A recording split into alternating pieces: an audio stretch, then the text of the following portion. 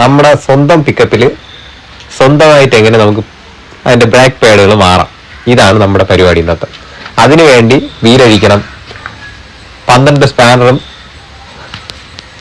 വെച്ച് നമുക്ക് അതിൻ്റെ ബ്രാക്കിൻ്റെ കാലിപ്പർ യൂസ് ചെയ്ത് ഡിസ്ക് പാഡുകൾ നമുക്ക് റിലീസ് ചെയ്യാം. അതോടൊപ്പം തന്നെ നമുക്ക് പുതിയ പാഡ് ആഡ് ചെയ്യാൻ പറ്റും. പുതിയ പാഡിൻ്റെ വില വന്നിട്ട് വരണമെന്ന് വെച്ച് കഴിഞ്ഞാൽ 1020 രൂപയാണ് വില വരുന്നത്. നമുക്ക് സ്വന്തമായിട്ട് ചെയ്യാൻ കഴിയുമെങ്കിൽ 1020 രൂപ മാത്രമേ ഇതിൽ ലേബർ ആവുന്നുള്ളൂ.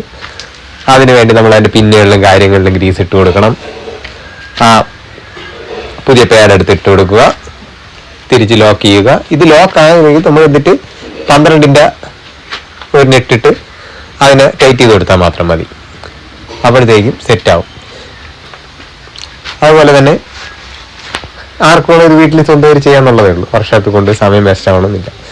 ഈ സൈഡിലത്തെ എന്ന് പറയുമ്പോൾ പ്രശ്നം, ഈ സൈഡിൽ അല്പം ചാല് വീണതുകൊണ്ട് പാഡ് തീർന്ന് തകിടിൽ ഉറഞ്ഞ് താഴെ ചാല് വീണുകൊണ്ടാണ് അത് പേപ്പർ പിടിക്കേണ്ടി വന്നത്.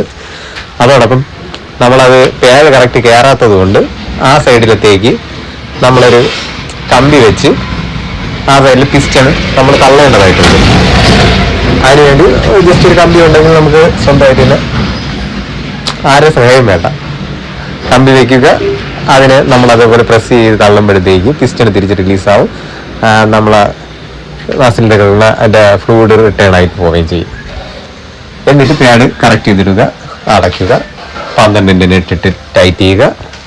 ഈ വീഡിയോ ഇഷ്ടപ്പെട്ടെങ്കിൽ ഷെയർ